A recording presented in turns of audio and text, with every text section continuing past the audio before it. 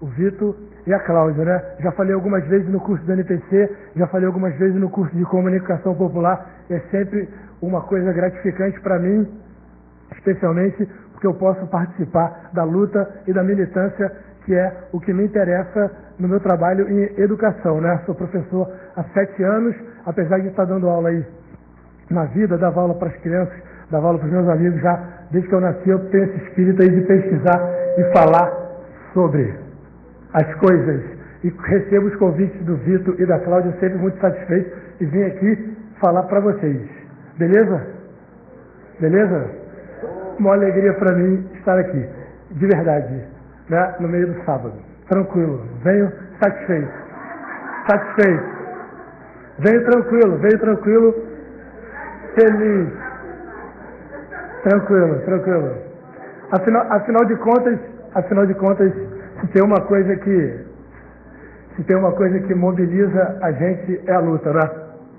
Então, tranquilamente venho aqui falar no sábado para vocês. Como eu venho lá da academia, a minha fala ela vai ser um pouco mais teórica, tudo bem? E eu vou ter que lutar contra a digestão de vocês, né? Que é uma coisa dramática. Todas as células de vocês estão concentradas na digestão da quebra dos alimentos, né? E aí começa a dar aquele sono nos outros órgãos, enquanto o estômago está lá lutando para fazer a digestão. Então eu vou ter que me virar aqui para conseguir capturar a atenção de vocês e vou fazer isso com tudo. Beleza? Karina, tudo bem? Tranquilo? Eu queria pedir a vocês uma gentileza. Eu sei que é difícil, mas é uma gentileza. Eu queria que a gente evitasse os telefones.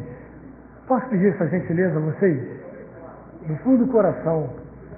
Porque lá, eu trabalho lá na faculdade e os estudantes ficam mexendo no telefone.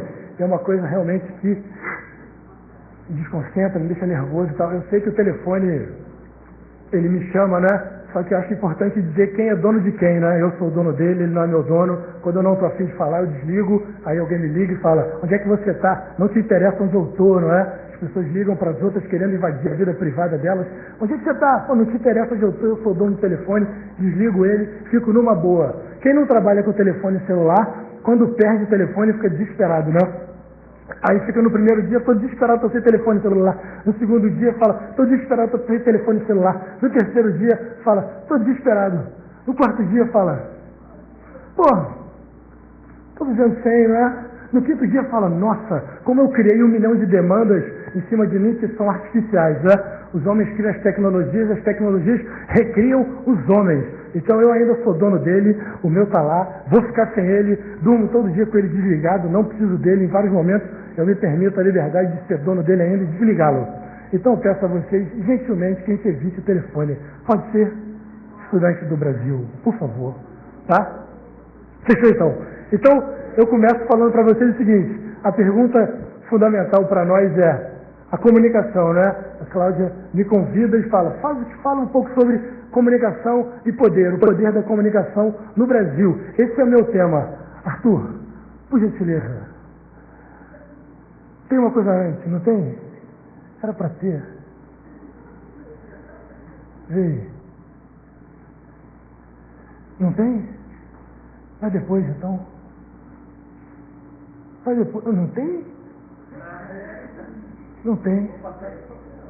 Não, vai o 2. Era para ser o segundo. Mas enfim, anote aí, por gentileza, a nossa questão fundamental da nossa fala.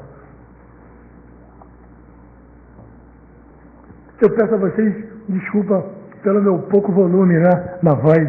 Já cantei muito nesse Brasil, né? Já falei muito nesse Brasil. Quando eu ia muito para as festas, eu fazia uma coisa que não se deve fazer para quem fala, que é beber e falar, não é? Bebe e fala. Aí eu ficava lá falando com os meus camaradas, tentando instigar eles politicamente, porque isso sempre fez parte de mim.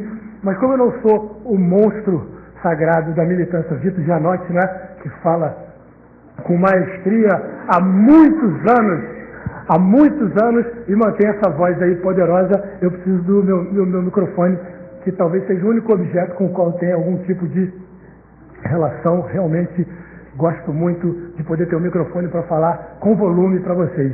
A nossa questão fundamental hoje, que a Cláudia pediu para eu falar para vocês, é qual poder da comunicação. Aí eu queria que vocês anotassem aí, por gentileza, qual é o poder da comunicação na nossa vida? Qual é o poder da comunicação na nossa vida? O que eu vou fazer aqui o tempo inteiro a vocês é convidar vocês para pensar comigo. Aí, é óbvio, estamos aqui num clima de fraternidade, né? Eu acredito na cooperação fortemente, muito mais do que na hierarquia. Acredito na cooperação muito mais do que na hierarquia. Quem quiser dialogar comigo, levanta o dedo e a gente conversa junto. Beleza? Tá? Então vamos lá. Qual é o poder da comunicação? Antes de tudo, sempre que for apresentado para vocês uma questão dessa natureza, sempre comecem com definições, conceitos. Alguém fala assim, o homem agora no Rio de Janeiro, as pessoas são mais livres. Aí vocês levantam o dedo e falam assim, o que é liberdade para você, meu amigo? O que é liberdade? Quando alguém fala assim, qual é o poder da comunicação, a primeira questão fundamental é, o que você está chamando de comunicação e o que você está chamando de poder? Beleza? Primeira coisa, a questão conceitual. O que é poder? Poder. Quem tem poder tem o quê? Eu fui para a política, né, mais na área acadêmica, porque desde cedo eu via que as relações entre as pessoas estavam atravessadas por relações de poder. E eu sempre quis saber quem é que manda e quem obedece, quem oprime e quem é oprimido. Sempre quis saber isso, sempre percebi isso no mundo. E lá de onde eu venho, da minha família, eu tive que resistir, porque eu não queria, eles são conservadores, né? E eu, de alguma forma, me incomodava com aquilo. Eu me incomodava e eu tinha que resistir. Então eu tive que desde cedo tentar entender relações de poder. E o que eu vi depois que eu fui estudar é que o mundo, a sociedade, a relação entre as pessoas está atravessada por poder. Tudo bem? Beleza? Estamos o tempo inteiro lidando com relações de poder. Primeiro eu preciso conceitualizar poder para avançar então. O que é poder? Quem tem poder tem o quê? Dinheiro. O que mais? Quem tem poder tem o quê? Quem tem poder porque tem o quê? Propriedade. Quem tem poder porque tem o quê? Influência, informação. O Pelé, em 1969, o Pelé conseguiu parar uma guerra no Congo. Ele pediu para pararem a guerra no Congo para o Santos poder fazer um amistoso lá. E os homens da guerra pararam a guerra porque o Pelé pediu. Nesse caso, curiosamente, esse poder que ele exerceu não tem nada a ver com ter muito dinheiro ou com ter propriedade, né? Nesse caso tem a ver com outra coisa que o Pelé tem. Então, para a gente começar a pensar em poder, a gente tem que chegar num ponto anterior para ir em todos esses temas que vocês falaram. Propriedade, informação, poder, carisma e tudo desse tipo. Poder, anotem, por gentileza. Poder é a capacidade de fazer os outros fazerem aquilo que eu quero que eles façam.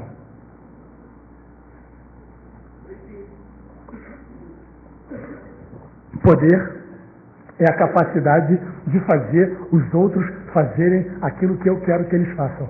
Tudo bem, Zé? Que delícia, né? Poder é a capacidade de fazer aquilo os outros fazerem aquilo que eu quero que eles façam. Poder é a capacidade de intervir no curso das coisas, intervir nos acontecimentos a favor dos meus objetivos. Eu consigo fazer as coisas acontecerem de acordo com os meus objetivos. Eu consigo fazer os outros fazerem aquilo que eu quero que eles façam. Beleza? Poder? E política? Do lado de poder, política. O que significa política? Quem fala política está falando de quê? Do poder também. Só que do poder em que sentido? Do poder, a palavra polis, né? Vocês já viram isso, né? A palavra polis. A palavra polis tem a ver com todos, né? Todos. Se eu vou bater um futebol numa quadra poliesportiva, se eu vou fazer um curso politécnico, esse prefixo poli tem a ver com vários. Tudo bem? Não, um monossílabo é uma palavra que tem uma sílaba, um polissílabo, várias sílabas. O poli tem a ver com vários.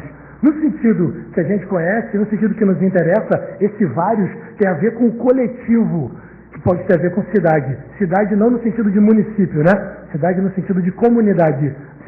Cidade no sentido de coletividade. Beleza? A política, então, tem a ver com quem manda na coletividade. A política tem a ver com quem exerce poder sobre o coletivo. Beleza? Tudo bem? Tranquilo? E a comunicação? Quando a gente fala comunicação, a gente está falando de comunicação mediada, né? Mediada, né? A gente está falando de comunicação entre duas pessoas. Teve um policial, uma vez, quando ele foi se aposentar, ele falou assim, cara, eu recebia o tempo inteiro, todo ano eu recebia um caminhoneiro que eu tinha certeza que ele era contrabandista. E toda vez que o caminhoneiro ia passar, eu olhava, ele vinha carregando caixas de som. Aí ele olhava a carga e via que estava tudo ok. Ele falava, porra, mas esse cara tem muita cara de contrabandista, cara. Mas a carga estava ok. Aí o cara passava. No ano seguinte o cara aparecia de novo, o caminhoneiro aparecia de novo. Ele olhava a carga e falava, pô, a carga é de calçados. Ele olhava a nota fiscal da carga, estava tudo ok. Ele falava, porra, mas esse cara tem muita cara de contrabandista, cara. Mas a carga estava ok, o cara passava. No terceiro ano, o sujeito passava de novo, ele estava com vestimentas, né? E o caminhoneiro passava, ele olhava a nota fiscal e falava, esse cara tem cara de contrabandista, mas ele está legal de novo. No dia que ele foi se aposentar, o caminhoneiro veio vindo só com artigos de papelaria. Ele falou assim, meu querido, estou me aposentando hoje, está tudo tranquilo. Você é contrabandista, né? Mas você está sempre com a carga legal. O que você contrabandeia? Ele disse, caminhões.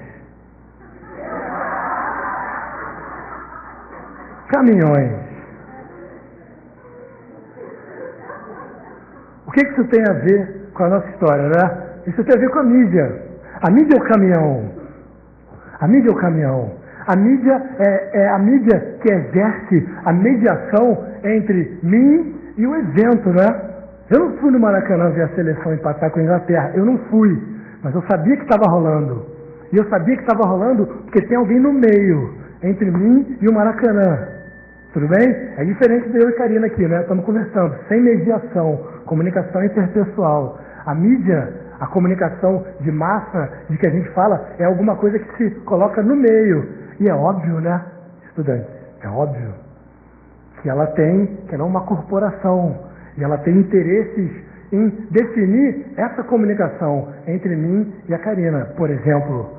Ela, então, a mídia é o caminhão. Às vezes a gente não lembra disso. Às vezes a gente simplesmente cita uma informação, como se eu tivesse estado lá, mas eu não estava lá. Eu ouvi ela de algum lugar. Se eu pudesse te falar para vocês, seria interessante se a gente conseguisse, toda vez que alguém aborda uma informação, que a gente conseguisse etiquetar essa informação e ver de onde é que ela veio. Aí a gente ia começar a entender o poder da comunicação. Beleza? Comunicação, então, eu estou chamando de a mídia. O meio que está entre um e outro, que está entre o Maracanã e eu, beleza? Eu não fui lá, eu não estava lá, eu não estou em Brasília. Tudo que eu sei sobre Brasília, eu sei mediado por alguém, né? Tudo foi mediado. Tranquilo? Então temos uma definição de poder, uma definição de comunicação e uma definição de política. Vamos agora para o poder. O nosso autor, eu deixei o texto com o nosso mago Vitor, né? O Vitor, se vocês quiserem, peguem o texto. É um texto de referência de um livro chamado A Mídia e a Modernidade. No texto, o nosso amigo Thompson, né? John Thompson, ele esclarece para nós que existem vários tipos de poder. Várias formas diferentes de compreender o poder, que não é uma só. O que a gente pode fazer aqui? A gente pode refinar, não é? Pode tentar refinar e compreender essas 4 formas de poder. Essas 4 formas de poder, elas se apresentam na vida misturadas. Tudo bem? São 4 modelos. Eles se apresentam na vida misturados. Eu vou separar um de cada para a gente compreender. Vocês compreendem comigo? Que eu vou separar só porque, para a gente compreender melhor, na vida real eles se encontram misturados. Tranquilo? Então quando eu estiver falando... Eles estão entrelaçados, sim. Então, quando eu falar assim do poder econômico, aí alguém pode levantar o dedo e falar, mas e o poder político está junto com o poder econômico? Tá. Ele tá. Só que eu vou separar para a gente compreender, depois a gente mistura e faz os encontros entre os tipos de poder. Beleza? Qual o primeiro? Em geral, quando a gente pensa poder, a gente pensa em quê? Política, né? A gente pensa no Estado. E que tipo de poder o Estado tem? É o poder político. E o que significa esse poder? O poder político é o poder político que é operado a partir do quê? Quem tem poder político tem o quê? Boa. O aparelho repressivo. O aparelho repressivo é outro tipo de poder, né? Que é o poder da força. Aqui eu estou falando do poder do Estado. A instituição que tem tipicamente o poder político é o Estado. E o que ele tem? O que eu vejo no Estado? Teoricamente, né? Isso, maravilha, você é o... Tudo bem, Pedro? Maravilha, né? A autoridade. O sujeito bate na minha porta e diz, você deve sair porque você não pagou o aluguel. Eu falo assim, não vou sair, meu querido. Ele fala, eu sou oficial de justiça, você vai sair. Aí eu saio, né? Se eu não quiser sair, ele vai chamar outro poder. Né? Ele vai chamar outro poder. Eu estou andando na lei seca e o sujeito me para. Ele manda eu desembarcar do veículo, né? Eu desembarco. O que eu vou fazer? Ele tem autoridade. Eu reconheço nele autoridade. Eu reconheço no Estado a autoridade para fazer o quê?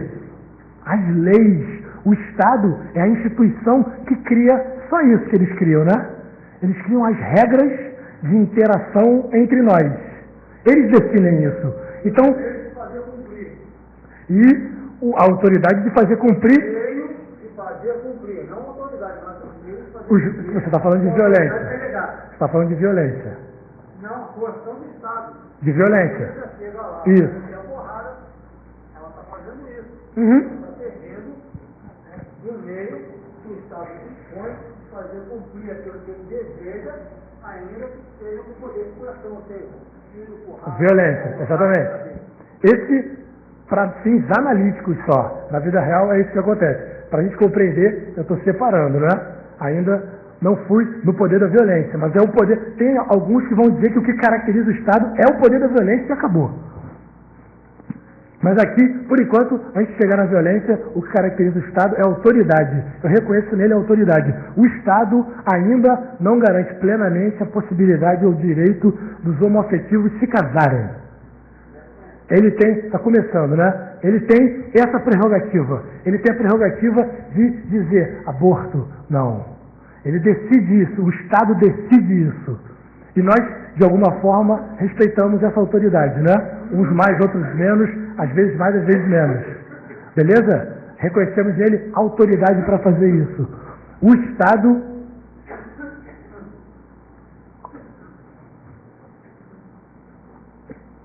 Água.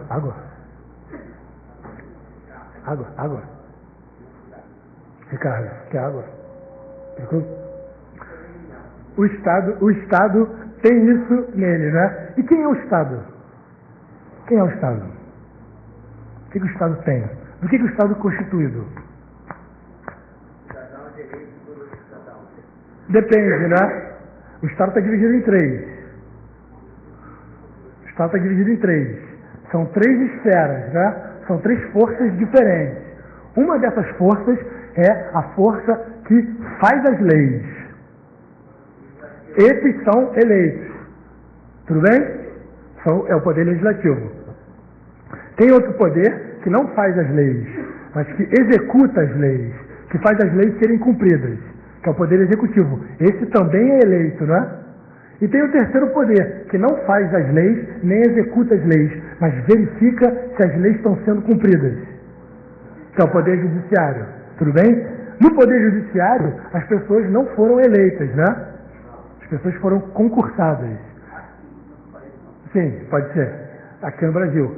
De alguma forma, então, as pessoas podem ascender ao papel do Estado. Podem fazer um concurso, teoricamente, né? Podem fazer um concurso e entrar para o Estado virarem defensores. É óbvio que existem relações promíscuas entre os três.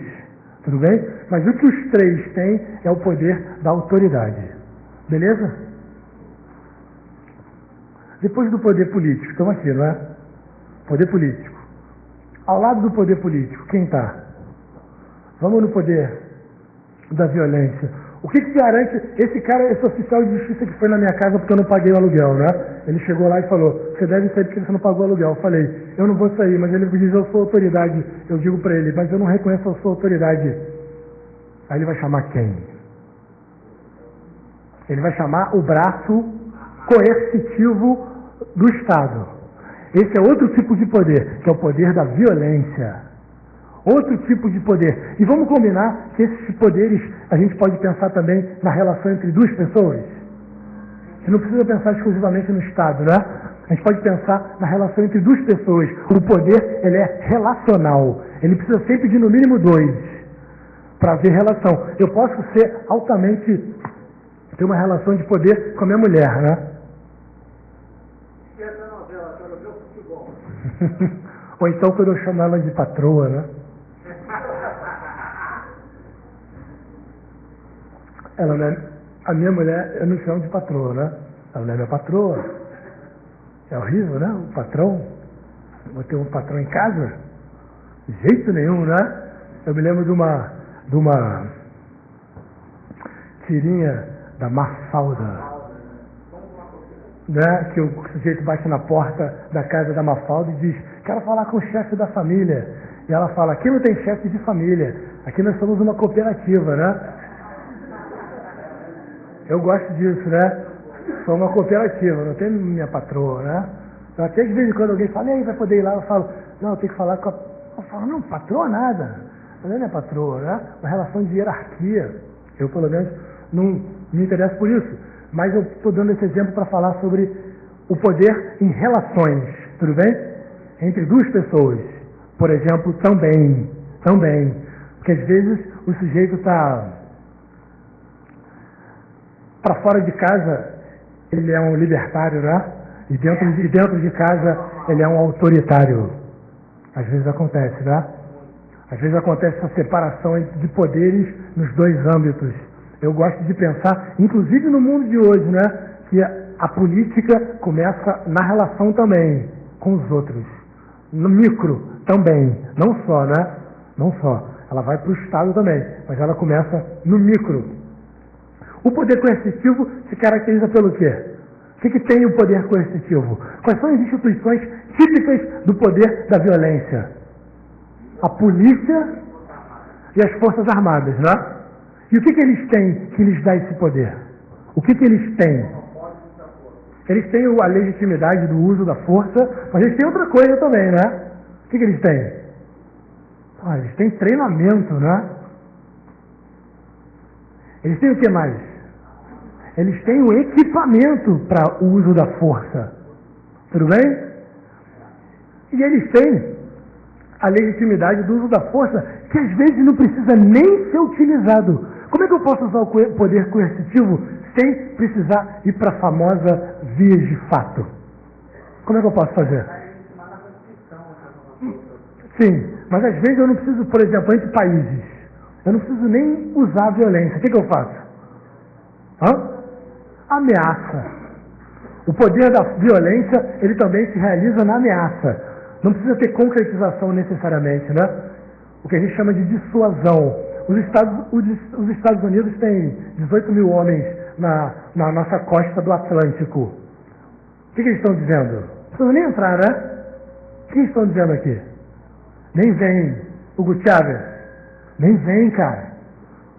Evo Morales, nem vem. Estamos aqui. É dissuasão, né? Eles ficam aqui do lado, mostrando pra gente o seguinte, se vier, vai ter conflito. Estão tentando intimidar. Intimidação é também uma forma de poder, de usar a violência, né? Eu estou a fim de botar 18 mil homens na costa da Flórida. Vamos?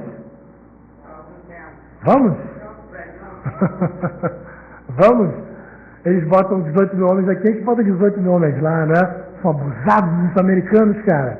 Não são?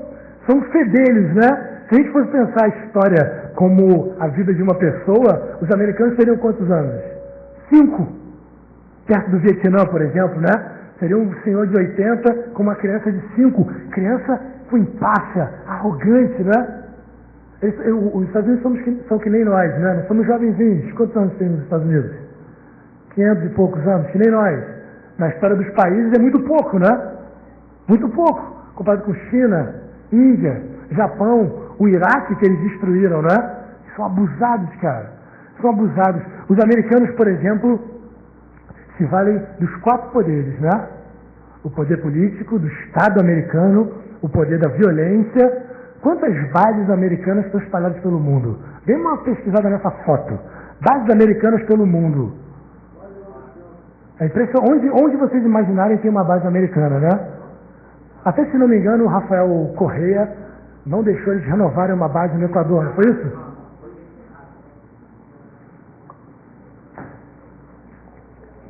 E eles têm que tipo de poder também? Qual o outro poder? Esse aí talvez o grande, né? O econômico. Vamos aqui então. Poder político. A instituição típica do poder político, o Estado. O recurso que essa instituição tem para exercer poder, a autoridade. O poder da violência, o poder da coerção, a instituição típica que detém esse poder. A polícia e os militares. Qual é o recurso que tem? Treinamento e equipamento. Agora o poder econômico, né? Vai.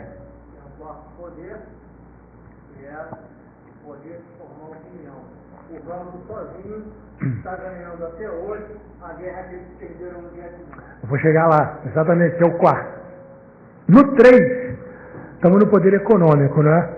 Quem tem poder econômico tem poder porque tem o quê? Ele, né? Ele, né? Tem alguma coisa anterior ao dinheiro. Exatamente. O famoso, né? Ele, o capital, né? O capital, das capital, né? O poder econômico vem da capacidade que o indivíduo tem de utilizar algum instrumento para produzir riqueza. O dinheiro é uma dessas manifestações, né? O que a gente está falando aqui da riqueza, que pode se manifestar como terreno, propriedade fundiária, por exemplo, né? Pode se manifestar como dono da loja, como dono do supermercado. Não necessariamente é dinheiro, moeda, né? Papel no bolso. É a propriedade capaz de gerar riqueza. Tudo bem? Qual é a instituição típica detentora desse poder? As corporações e no capitalismo contemporâneo, as instituições financeiras, né? Eles têm esse poder. Como é que se manifesta esse poder? O poder econômico. Aí a coisa começa a ficar interessante, né? Como é que se manifesta o poder econômico? Onde? Antes disso, na vida real do trabalho, né? Na vida real do trabalho. A Volkswagen tem 30 mil funcionários. Os 30 mil estão ali por quê? Estão ali, ninguém botou arma na cabeça. E aí está um dos poderes fundamentais do capital, né? O capital, ele não precisa botar arma na cabeça, às vezes. Ele bota arma na cabeça várias vezes. Mas às vezes ele nem precisa botar arma na cabeça, ele seduz. Ou ele trabalha em cima das necessidades econômicas dos outros, né? Os 30 mil que estão trabalhando lá na Volkswagen estão lá porque precisam. Quem está muito feliz lá são os acionistas da Volkswagen, né? Os outros 30 mil estão porque estão recebendo dinheiro para isso, né? Tudo bem? Se a gente observar, por exemplo, o consumo de drogas. Existem drogas que são destrutivas e que são lícitas. Absolutamente lícitas, né? Como o álcool. O álcool, o potencial destrutivo do álcool é altíssimo, altíssimo. O álcool é responsável por violência doméstica, alucinadamente, né? O álcool é responsável por violência no trânsito, o álcool é responsável por violência no futebol, o álcool é responsável por colisão no trânsito. E, no entanto, o álcool é lícito, legalizado e adorado, né? Socialmente aceito e enaltecido, né? Tira a foto do cerveja e põe no Facebook lá. Pá, já é hoje, né? Tá lá. É hoje. Olha o que está me esperando, né? Aí coloca lá, 5 garrafas de uísque e tal. O álcool. Hoje é sexta-feira, eu vou trabalhar no álcool, né? Outras drogas, ou então os remédios, né? Por exemplo, os Rivotrils e os Prozac da vida, são drogas de alto potencial destrutivo também e de capacidade de geração de dependência e que são drogas lícitas. Em oposição, outras drogas com menor potencial destrutivo são ilícitas, por exemplo. E qual é a causa disso? É o poder econômico, não é?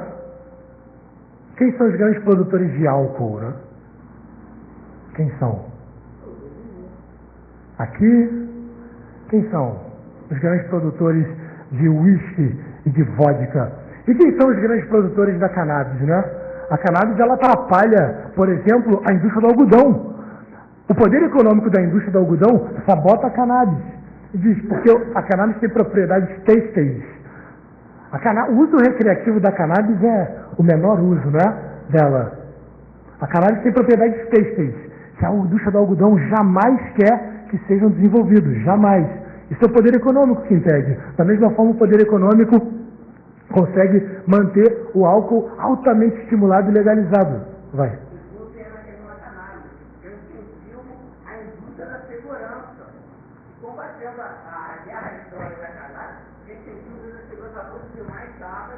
Aí, bom ponto, né?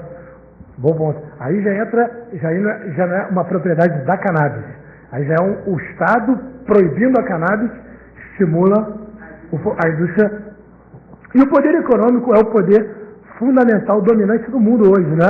É esse poder, por exemplo, que financia tudo que existe na comunicação, pelo menos na grande comunicação, é financiado pelo poder econômico. O Faustão, quando ele está com problemas de audiência, o patrocinador dele fala, querido, você tem que mudar, não é?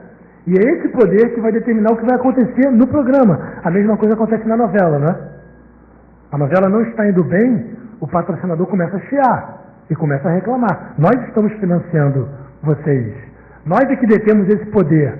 Quantas vezes um artista, um cineasta, estava fazendo seu filme ou fazendo a sua música e alguém falou para ele assim, cara, isso não vai vender. Isso. Hã? Tipo o quê? O que você pensou?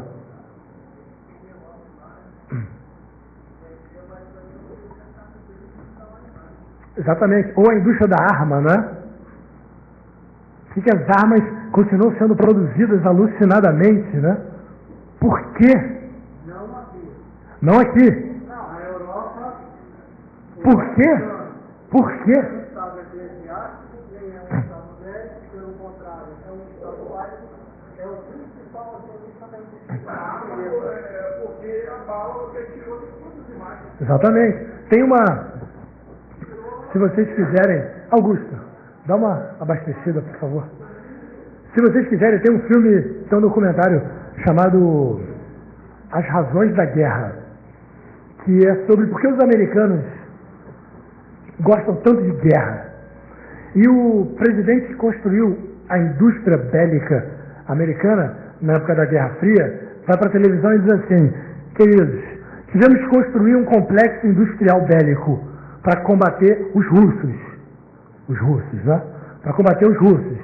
Tivemos que construir. Nós associamos duas coisas muito perigosas para poder construir isso. Nós associamos o poder econômico e o poder da guerra. Ou seja, existe um interesse econômico fundamental na existência da guerra. Ou a gente fica com o olho muito aberto, ou haverá mais guerras.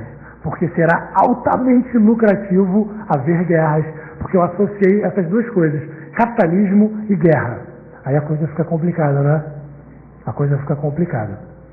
Qual é o poder que poderia, ou que historicamente conseguiu conter o poder econômico? Dizer assim, querido, vocês não podem fazer tudo, cara. Ike, você não pode destruir a Marina da Glória, cara. Não pode. Quem que pode fazer isso? Os trabalhadores pressionando quem? Historicamente, né? Durante o século XX, quem conseguiu conter o capital? Sim, mas dentro de países capitalistas, quem consegue dizer assim, não? São 16 horas de trabalho na jornada, né? O trabalhador organizado pressiona o Estado. Tanto que, historicamente, a esquerda sempre tentou conquistar o Estado. Para o Estado controlar o capital. São 16 horas de trabalho, de jornada, no início do capitalismo, né? Aí o Estado, os trabalhadores lutam, e o Estado chega e diz, não vão ser mais 16, porra. Vão ser 8, 8 e 8. Né? É produto de lutas que pressionam o Estado. O poder político, o poder do Estado, ele pode, se ele quiser, não é? Se ele quiser, ele pode conter o poder do capital, se ele quiser. Só que, em geral, o que aconteceu? O poder do capital está entrelaçado com o poder do Estado. Se você pensar no controle completo do Estado, não. Mas se você pensar em lutas pontuais, sim. Se você pensar em pequenas conquistas, quando o Estado consegue dizer, não, vai ter licença maternidade, cara. Acabou. A mulher não pode ser demitida quando ficar grávida, né? Senão as mulheres não vão nunca mais ter carreira profissional. O Estado vem e garante. Pá, aqui não pode. O Estado vem e garante.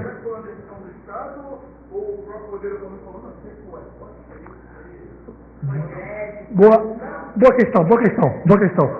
Eu diria que a princípio aqui, rapidamente, eu diria o seguinte. A sociedade pressiona o Estado pressiona o poder econômico, e dependendo do grau de pressão do Estado sobre o poder econômico ou na luta cede ou fala, estão enchendo o saco, né? Dá isso para eles. Pode ser que sim. O que eu estou dizendo é o seguinte, que durante todo o século XX, a gente acreditou que era o Estado a instituição fundamental para a contenção do capital. Então a luta sempre foi conquistar o Estado. Tudo bem? Vamos conquistar o Estado. Vamos chegar no governo.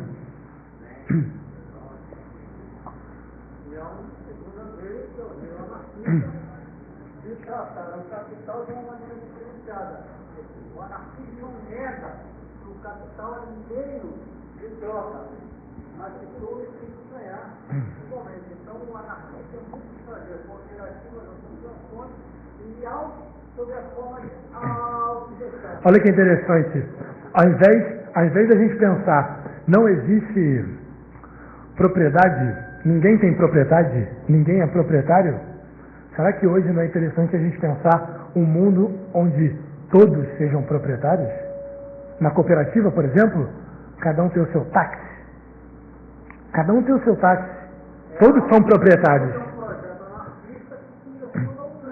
Mas olha que interessante essa ideia, né? A ideia todos proprietários. Só que a ideia comunista original diz nenhum proprietário, né? Nenhum proprietário. Não deve haver proprietários. Só que no Brasil é difícil falar disso, cara. É difícil. Porque tirando a militância, tirando as pessoas que têm proximidade na militância, em geral, as pessoas têm aversão a esse discurso, cara. Esse discurso é um discurso pouco eficiente. Eu não estou questionando o valor ético dele. Eu gosto dele. Mas do ponto de vista da eficiência da comunicação, eu não sei. Eu acho que você diz assim, eu proponho um mundo onde todos, propriedade para todos. Fica bem mais interessante, né? Fica bem mais eficiente em termos de discurso. O caso das remoções, por exemplo, forçadas, é um caso exemplar desse encontro, né? Entre poder econômico e poder político. O poder econômico tem total interesse em desalojar famílias para construir os condomínios. E o poder político faz o serviço de remover essas pessoas, né? É o típico momento de encontro entre os dois. O poder político poderia dizer, não farei, né? Só que o poder político não faz isso. O poder político está curvado até porque é o poder econômico que financia as campanhas dos políticos, né? A gente sabe por que o sistema de transporte público no Brasil e no Rio de Janeiro é um lixo, né? A gente sabe por que os metrôs não são eficientes, né? Para que nós continuemos dependentes dos ônibus. A gente sabe por que o modelo, e a gente sabe do poder econômico dos ônibus, a gente sabe por que o modelo de transporte brasileiro sempre foi o transporte rodoviário, que é o transporte que está falido, não é? Fora do Brasil é uma vergonha ter um carro. Está comprando um carro? Para quê, não é? E aqui o carro ele é incentivado alucinadamente. Aí daqui a pouco, imagina só, todos os brasileiros com carro, todos os chineses com carro. Acabou, não é? Acabou. E aí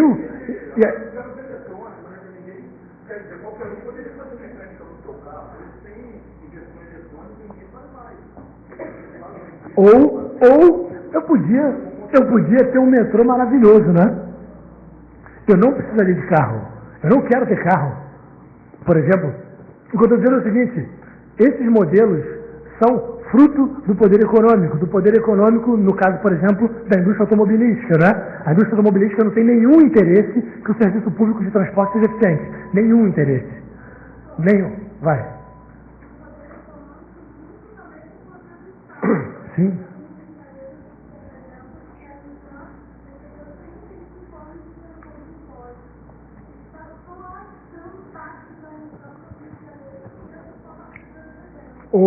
Perfeito. Ou o caso, por exemplo, da redução do IPI, né?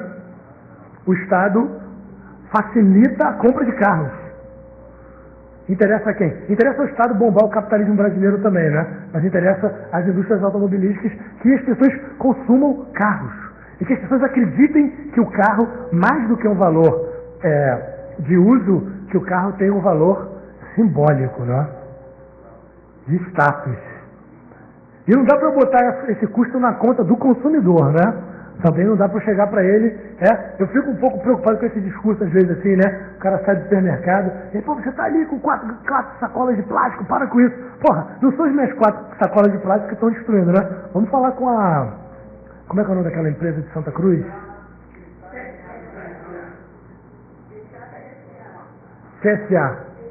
TKCSA. Vamos falar com eles sobre destruição do ambiente, né? Às vezes colocam na conta do indivíduo, né? Do trabalhador que está ali, pô, bicho, eu passo o perrengue alucinado para chegar no trabalho, eu comprei um carrinho, a prestação, 300 anos pagando o carro. Aí eu sou o destruidor da natureza, não sou, né? Ó, exatamente.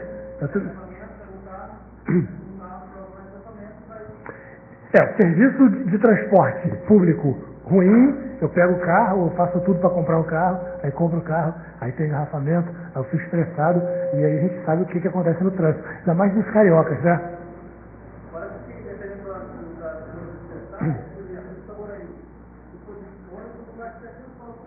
Uhum.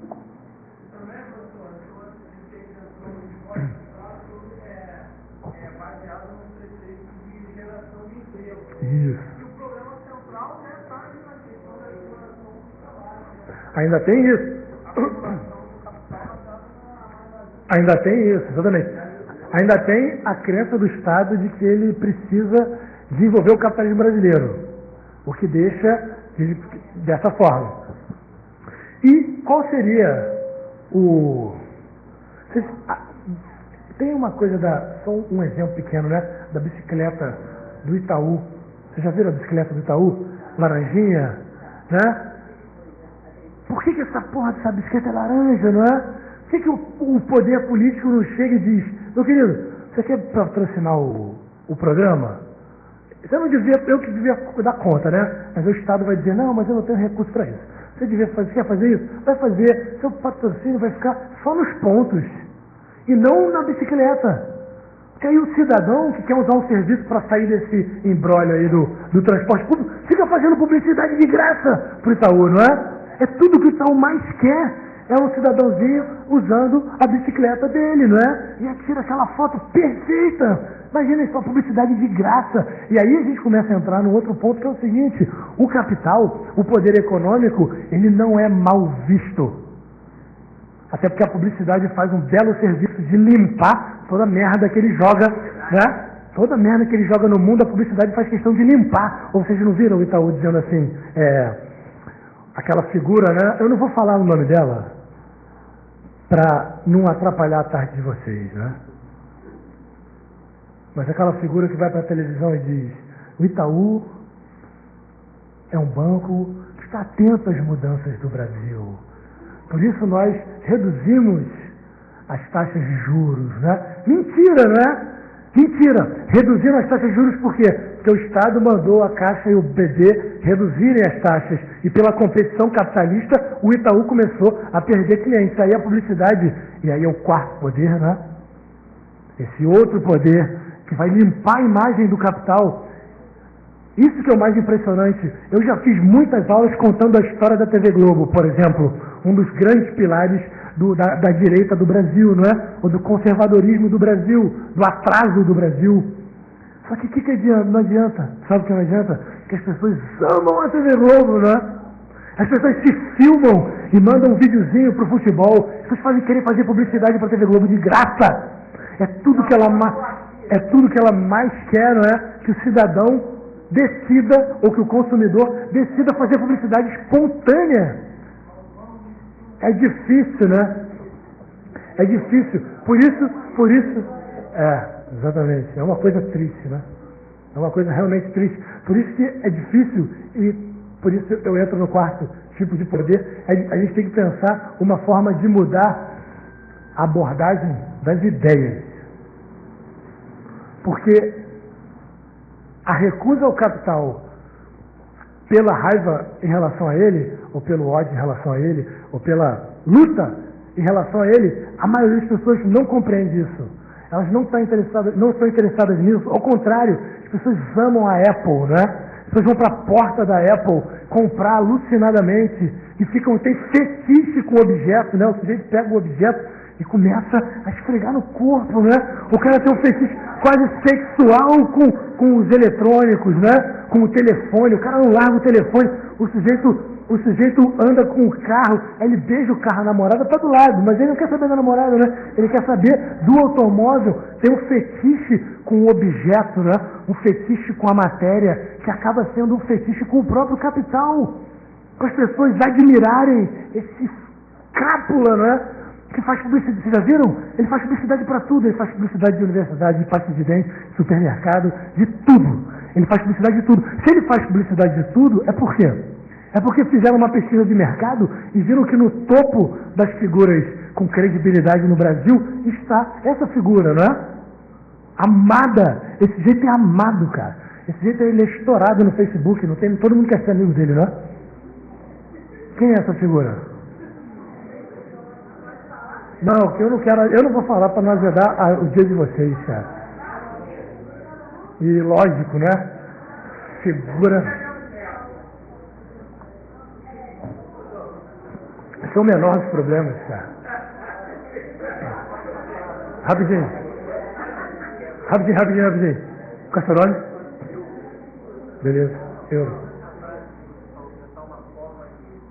Eu diria o seguinte. O cidadão comum, hoje, ele tem uma certa devoção ao capital. A gente chegar mostrando simplesmente esse discurso de exploração, ele, não sei se ele é, mas ele é eficiente. Por favor, estudantes do Brasil, não é? Eu concordo com isso. Eu gosto desse discurso. Mas eu não sei se ele é eficiente do ponto de vista simbólico. Eficiente, tudo bem? Eu não sei se ele é eficiente. Talvez a gente tenha que pensar outras formas de revelar as opressões, né? E de fomentar a resistência. Porque a forma simplesmente de taxar, falar da história da TV Globo já não funciona. Vocês não querem saber disso, né? Vai.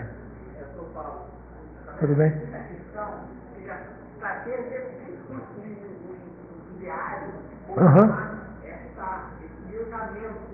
Vamos. Perfeito. Perfeito.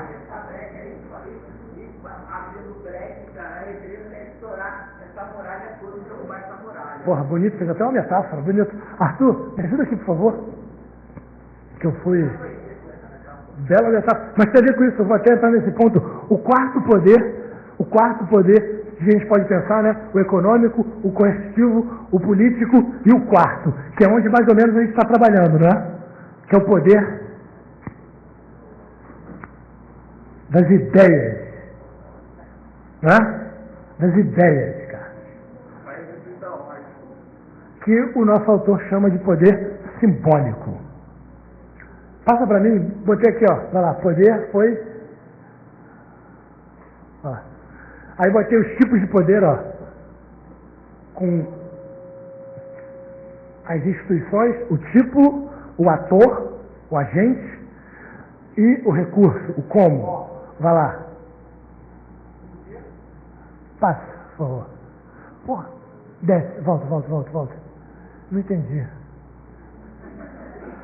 Volta para trás. Deixa aí. Quais são as instituições? Quando eu digo símbolo, né? Como assim o símbolo? O que é isso aqui? São dois. Não, isso não é um dois, né? Não, isso não é o dia da vitória, nem um dois, nem paz e amor, né? Isso são dois dedos. São dois dedos. Entretanto, nós, os humanos, conseguimos fazer uma coisa que a minha gata não consegue fazer, né?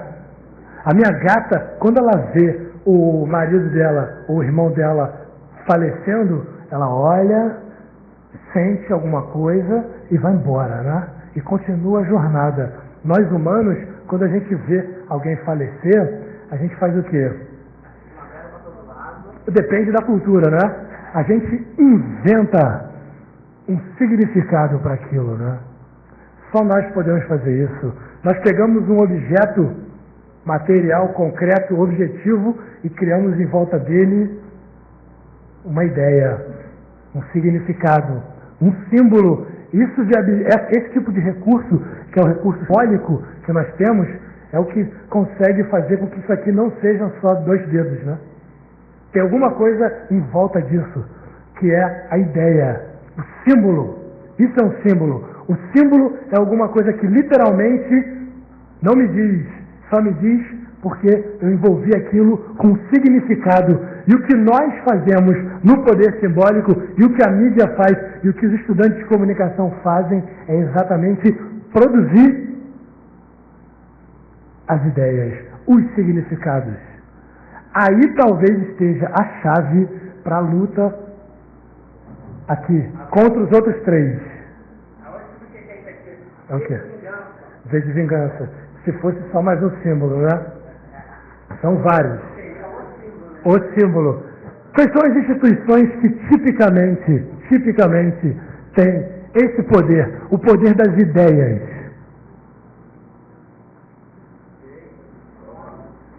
Aí, né?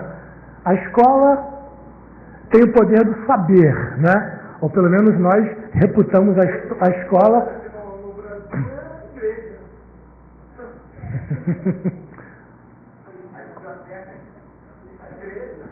A igreja tem... Vamos lá. Vamos lá, vamos retirar. Vamos retirar, exatamente. Vamos retirar. Calma. Vamos retirar.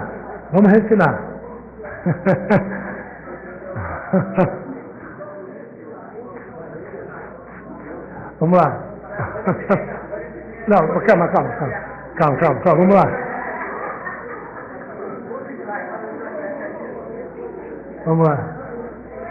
Vamos lá, estudante. Vamos lá. Como é que a igreja exerce seu poder simbólico? É óbvio que a igreja tem também, por exemplo, poder econômico, né? A igreja é uma grande proprietária de terras, né? Mas, fundamentalmente, o poder da igreja, ou seja, a capacidade que a igreja tem de fazer as pessoas fazerem aquilo que ela quer que as pessoas façam, esse poder está fundamentalmente nos significados que a igreja oferece às pessoas, no sentido, no discurso, beleza? E esse discurso da igreja, fundamentalmente, pelo menos nas religiões monoteístas, né? O islamismo, o judaísmo e o cristianismo, esse discurso tem a ver com uma moral, beleza? Esse discurso tem a ver com a definição do que pode e do que não pode, do que está certo e do que está errado, do que é justo e do que é injusto, do que é uma virtude e do que é um vício, beleza? Em geral, a religião tem a ver com isso, né? Aí o cara está afim de conversar, está conversando com a mocinha, alguém fala, não, mas estou sem maldade, né? Maldade, né? A maldade, o jeito que quer fazer sexo com outra pessoa existe como uma maldade. Isso tem a ver com uma formação moral, isso tem a ver com uma formação ética, com essa definição. Porque nós, em geral, agimos de acordo com o que a gente considera certo e errado, né? Mesmo que a gente não tenha consciência disso. E no Brasil, especialmente, a religião, especialmente o cristianismo e especialmente o catolicismo, ele já está entranhado na cultura.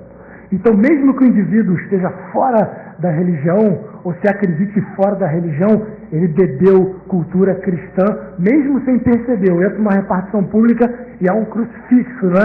Apesar do Estado ser laico, o indivíduo ganha a eleição para presidente, ele mete a mão na Bíblia e jura em nome de Deus, apesar do Estado ser laico e dos umbandistas, candomblecistas, ateus, judeus, céticos e agnósticos e espíritas, apesar de todos esses serem cidadãos e pagarem seus impostos também, não é? Então, no Brasil, Sérgio, no Brasil, bom ponto. No Brasil, as instituições religiosas têm um poder do discurso fortíssimo. Rapidinho, deixa eu só evoluir aqui rapidinho. Ao lado da igreja, temos a escola, né? Aí na escola eu vejo o quê? A escola tem o poder pelas ideias também. Na escola eu reputo o poder do saber, do conhecimento. Se eu estou passando mal, onde é que eu vou? Vou ao médico, né?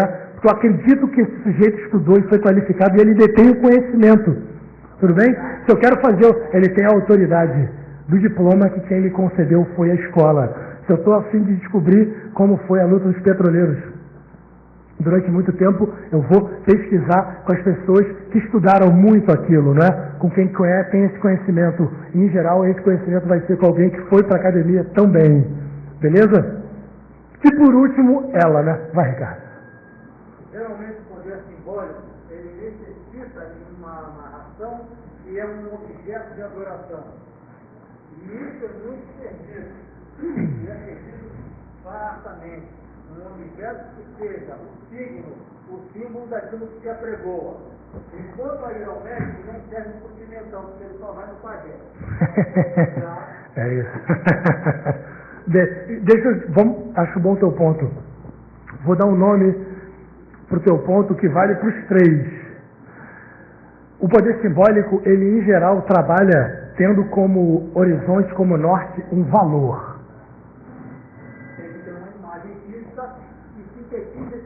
Um valor. No caso da mídia, eu não nem preciso ter essa imagem física, talvez, né? Qual pode ser um valor interessante para nós? Para a comunicação que a gente quer fazer? Qual é o valor? Qual é o nosso critério? Qual é o nosso parâmetro? Igualdade. Beleza? Eu gosto de igualdade. Reduzir pode ser um valor interessante para a comunicação popular, né? Produzir significados que reduzam o quê? As desigualdades, né? Reduzam o quê? As hierarquias, né? Entre homens e mulheres, por exemplo. Entre heteroafetivos e homoafetivos, né? Entre trabalhadores e patrões, né? Tudo bem? Entre os negros e os não negros, né? Fazer o equilíbrio, ou chegar perto desse equilíbrio. Outro dia eu li uma entrevista do Antônio Cândido, com essa figura, Antônio Cândido, aí ele falando, o mundo está arrumando para o socialismo. Eu falei, o cara está com 204 anos, né? Eu falei, o cara pirou, não é? Mas ao contrário, o velhinho está sóbrio, sólido, lúcido, absolutamente consciente. O que ele estava dizendo ali? Ele estava falando desse valor da igualdade. A igualdade como valor final. Beleza? É óbvio que isso talvez não chegue, né? Mas a gente pode pensar no Galeano. Eduardo. Aquele enunciado que Rosa não tem gol.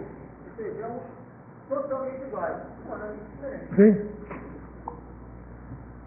Dos direitos, por exemplo, né? Iguais. O que está, a gente pode pensar no que o Galeano diz sobre a utopia, né? A utopia é o horizonte, que seria a igualdade plena. E quanto mais eu caminho na direção disso, eu nunca chego no horizonte, né? No entanto, o horizonte faz com que eu faça o quê? Caminhe, né? Me movimente. Aí, quando eu me movimento, eu vejo as correntes, né?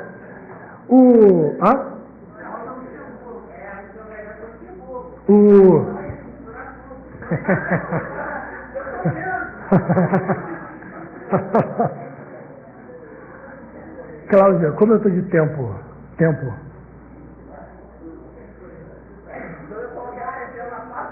Sim? Pode, está ótimo.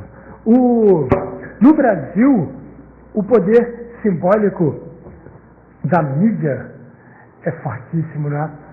Por quê? Arthur, por gentileza, agora vai. Por quê? Porque no Brasil a gente tem uma deficiência, por exemplo, educacional grave. E quem cumpre o papel de substituir a escola várias vezes é a televisão. A televisão chega no Brasil inteiro.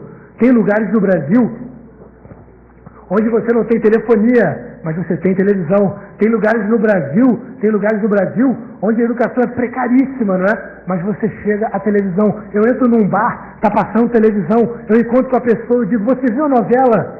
A novela eu sei que está na televisão. Eu falo, não, eu estava vendo o jornal.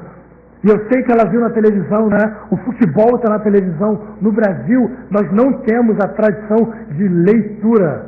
Não temos. Quanto é que um livro na indústria editorial precisa vender para ser mais vendidos? É ridículo, não é? É ridículo. Quanto precisa vender? Vende 10 mil exemplares, está mais vendidos. 10 mil exemplares no universo de 100 milhões de pessoas. Quantas pessoas leem o jornal mais vendido do Brasil? Qual o jornal mais vendido do Brasil? É o Extra? Vende 300 mil cópias. O que são 300 mil cópias de 200 milhões de pessoas? Nada. Quanto vende o Globo? 200 mil cópias? Nada. A Folha? 250 mil cópias? Nada. O Estadão? 150 mil cópias? Nada. A Veja, desculpe o palavrão, não é? Vende 1 milhão, mais ou menos. Aí se a gente pegar que 3 pessoas leem, são 3 milhões. A direita consegue, né? São 3 milhões, mas são 200 milhões de pessoas. Se eu quiser, são 100 milhões de leitores, descontando aí as crianças. E muito pouca gente. 1 milhão de pessoas, muito pouca gente para leitor. Agora, a televisão, né? Porra. A TV Globo fica com 28 pontos, ela fica triste. Né? A TV Globo está acostumada com 80% de audiência. Nós vimos aqui, né? Quem é um pouco mais velho viu. 80%. Final de novela. 80% de audiência. E dentro dessa importância da televisão, temos a hegemonia da TV Globo. O Super Bowl nos Estados Unidos é o exemplo mais valioso. E o Super Bowl não tem a audiência que tem uma novela das 8 da TV Globo. Porque lá tem o quê? Competição, não é? Então você tem 4 grandes. Se o cara consegue 20%, delírio máximo. Se o cara consegue 15%, ele está muito feliz, porque ele está acostumado com 8%. No Brasil, não. No Brasil, a gente tem uma hegemonia absurda da televisão Globo, né? E eles têm 40% brincando. A novela, ela já sai de 40%. Porque a TV Globo criou um hábito de chegar em casa, ligar a televisão e botar no 4. Botar no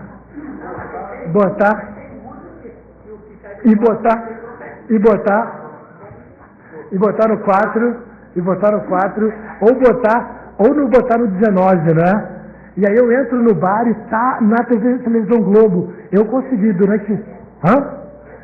na academia, eu até encontrei com a Cláudia e dei a dica para ela, né? Eu vou lá na academia e quando eu tô correndo, tá passando a TV Globo, 4 televisões gigantescas, eu tiro o óculos. Senão eu não aguento. Porque a tela, ela me chama, não é? Todo mundo aqui já estava com alguém num bar e o fulano olhou para a televisão e você fala, cara, conversa aqui, estou vendo a televisão ela me captura, né? Se alguém começa a fabricar um refrigerante novo, eu compro antes que ele cresça e só tenho que fabricar o meu produto.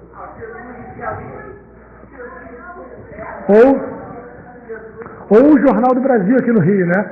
O Jornal do Brasil aqui no Rio, por exemplo, ajudou. Você sabe que a TV Globo, ela está no poder simbólico, mas ela tem poder político também, como ator político. A TV Globo, por exemplo, em 1982, ajudou a fraudar uma eleição, não é? E o indivíduo se filma e manda a imagem lá para a TV Globo, não é? Ajudou a fraudar uma eleição contra o Leonel Brizola, não é? No escândalo Proconsult. Ainda bem que existia um outro jornal, o Jornal do Brasil, que a TV Globo, o Brizola ganhava as eleições alucinadamente nas pesquisas, e na contagem de votos a TV Globo ajudou uma empresa de contabilização de votos a preparar a opinião pública para um resultado que fosse muito diferente das pesquisas. O Instituto Proconsult.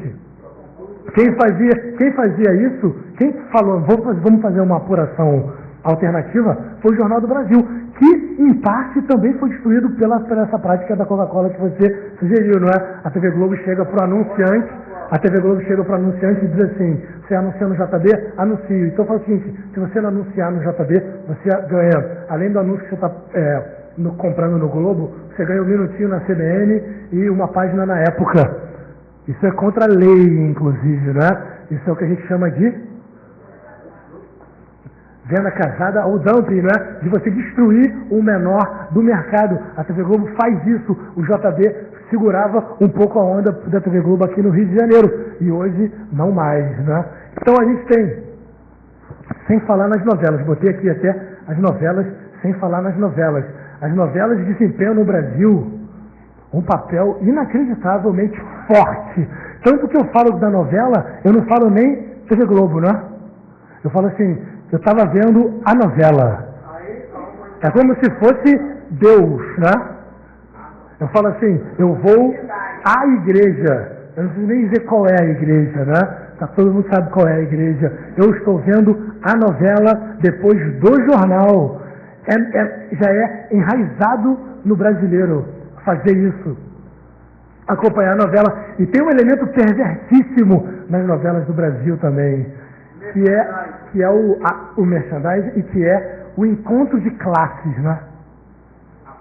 A classe média vê a novela, a elite vê a novela, os trabalhadores vê a novela, e eles se falam sobre a novela, né? É que nem no futebol, né? Encontra com o porteiro, e o cara que está no prédio encontra com o porteiro e fala do futebol. E aí fala com as outras pessoas. E qual o papel que a novela tem? Qual o papel que a televisão pode ter? Arthur, por gentileza, vai lá. Botei ali, produção do conhecimento público. Aí seria mais jornalismo, né? Daqui a pouco a gente vai para a novela. O que significa isso? A mídia me dá informações que interferem objetivamente na minha vida cotidiana. Tipo, trânsito. RJTV, ligo na RJTV, a ponte está engarrafada. Reparem só esse mecanismo. Liguei a televisão, obtive uma informação, mudei a minha ação. Olha o poder dela aí. Tudo bem? Mudo a minha ação objetivamente, na prática. A ponte está engarrafada. Eu acredito neles, já? Eu acredito. Com a imagem, então, eu acredito definitivamente. E eu mudo a minha ação. Outro dia eu vi um RJTV, não sei porque eu liguei para ver aquela coisa horrível, né? Talvez eu quisesse ver alguma coisa de futebol, mas fica eu não fui ver na ESPN, não ia fazer nada no jogo Globo Esporte. Fui ver e aí estava lá, roubos de carteira em crescimento na cidade. Porra, passei o dia inteiro com a mão na carteira, né? Olha aí, consumi a informação, passei o dia inteiro agindo de forma diferente por causa da informação. Violência é a mesma coisa, né? A pessoa vê o da Pena todo dia, o Wagner Montes todo dia, aí a filha demora a chegar em casa, liga desesperada, minha filha, o que está acontecendo? Estou estuprando todo mundo na cidade, não é? Estou assassinando as pessoas. Olha aí, olha o poder da comunicação. Objetivamente, na prática, estou consumindo informação de violência. Outro dia eu estava conversando com as pessoas e o cara falava, não, agora eles estão armados, estão acabando com tudo. Eu falei, cara, eu não vejo nada disso, não é? Porque eu não quero esse tipo de informação, porque esse tipo de informação influencia na minha ação, influencia na minha neurose, inclusive, né? Minha filha, você está em casa, está saindo demais, estou preocupado, que eu acabei, quantas já viram isso, né? Acabei de ver aqui no Ratinho, que estão cortando a cabeça das pessoas na rua, né? Acabei de ver aqui no Wagner Montes isso.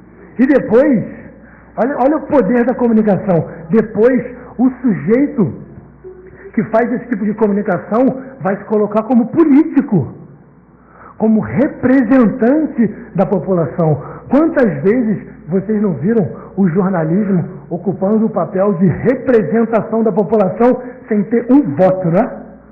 Um político precisa de 50 mil votos, um vereador? Não só o político, mas o próprio repórter assumindo o papel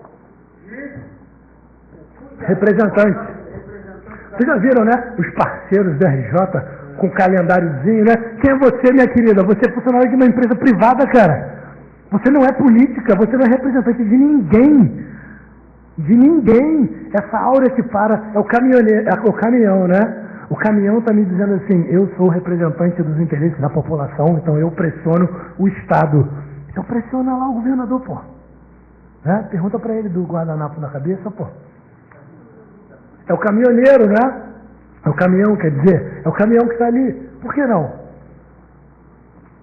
Está indo? Sim? A comunicação no papel de representação dos interesses da população, né? Eu já vi aquelas figuras horríveis do CQC, e as pessoas falando, é isso aí, você fala, estamos com vocês, que estou com vocês, meu irmão. Os caras são conservadores de direita até o fim dos cabelos que eu não tenho, não é? Inacreditável, são conservadores. E as pessoas reconhecem ali o papel de representação. Eu já vi a Mira Leitão, desculpa, falei, né? Desculpa, a Mira Leitão conversando com o Celso Amorim e dizendo, a política externa do governo Lula, não sei o que, o Celso, ela falou assim, mas não deveria ser assim, assim, assim. Como assim deveria, minha querida? Quem é você para dizer para o ministro o que ele deveria fazer, não é? É óbvio que o jornalismo tem um papel de confronto com o Estado. É interessante também. Ele está assumindo o papel da conversa que você tem com o na porta da sua casa. Ele coloca opiniões na sua boca. Ela, né? E aí o jornalista adora fazer isso, né? Especialmente o jornalista da grande mídia diz assim, a população quer saber, né? A torcida do Flamengo está insatisfeita. Torcida, meu querido, você fez uma pesquisa ou você está contando com as 20 pessoas que protestaram, né? Todo o Brasil, 200 pessoas. A população de 117 milhões detém da opinião. Perfeito. Ou então, rapidinho, ou então eles dizem assim, ó, estamos na rua, a população na rua desaprovou a medida. Aí entrevista que diz, não gostei da medida. Certamente, quem já fez comunicação sabe, né? Eles entrevistaram 20, 10 disseram que sim, 10 disseram que não, e o jornalista é um editor sempre, né? Ele seleciona os aspectos da realidade que lhe interessam. E para dizer, olha aqui, ele seleciona quem ele vai ouvir. Se ele vai ouvir o morador ou se ele vai ouvir o PM, né? Ele seleciona, a comunicação faz isso, se ele vai ouvir o morador e o líder da comunidade ou se ele vai ouvir o PM e o governador. Ele seleciona, só que aí o cara está em casa e ele está vendo. E aí ele fala, eu estou vendo, não é mentira, eu estou vendo, só que o que ele está vendo foi selecionado, foi editado, né? Eu posso filmar o Eric daqui, diz coisas diferentes, não diz? Eu posso filmar ele daqui, eu posso filmar ele daqui. A imagem, ela é também enviesada, né? É uma escolha. O jornalista, o comunicador, ele está sempre escolhendo o enfoque, o enquadramento. E a novela faz isso também, né? Vamos lá. A novela... Não, volta lá. Para exterminar. Por último. Por último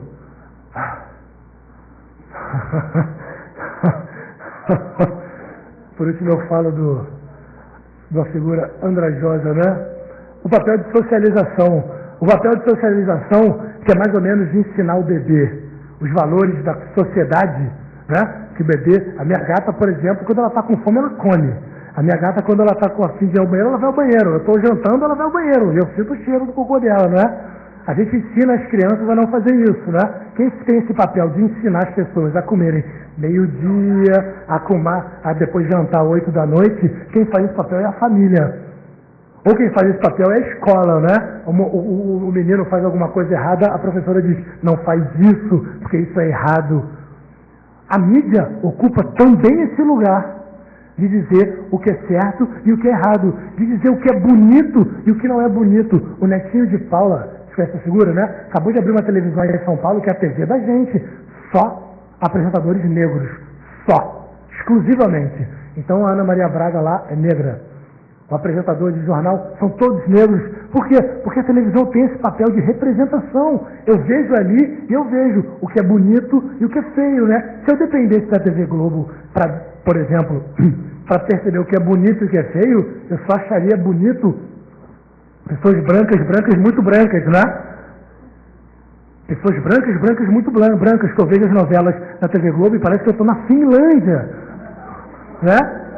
Parece que eu estou na Finlândia.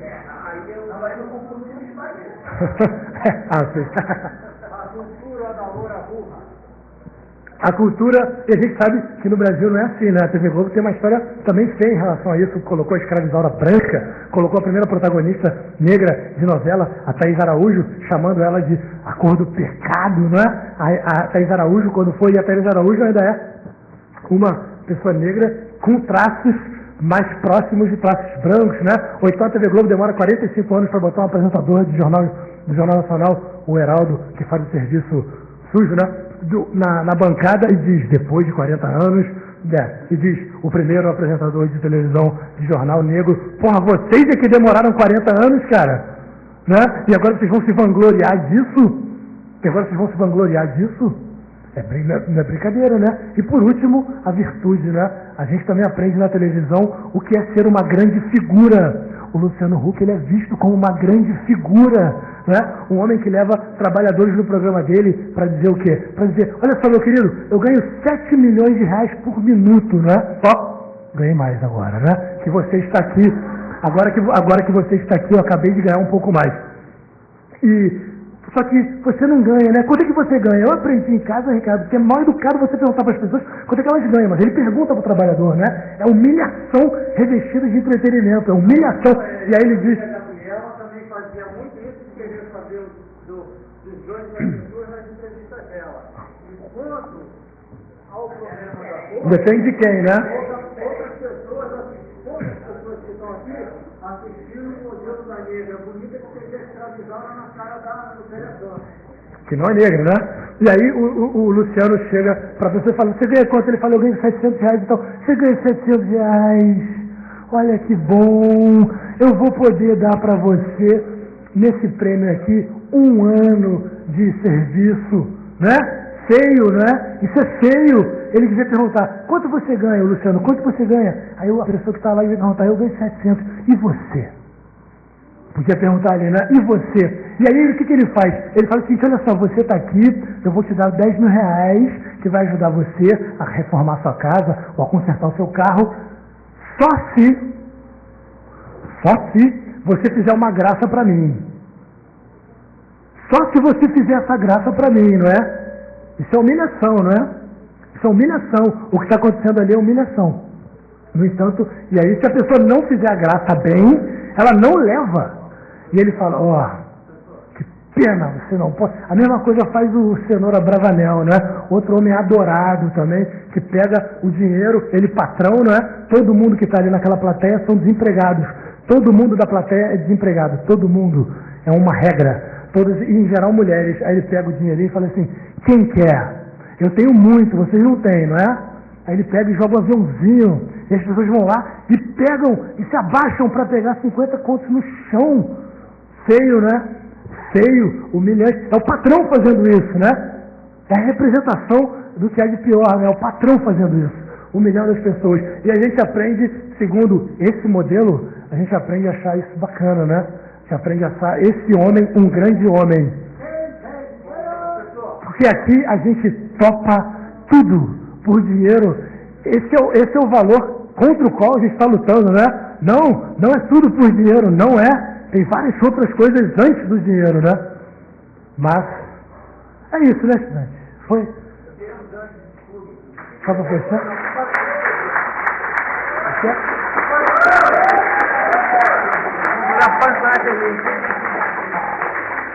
O pânico. Obrigado, hein? Valeu. Tô até cansado. Ajuda, Gabriel. Deixa eu repetir essa aula. Poxa, não, Muito. Já 5 minutos pro café e o Leandro já está aqui.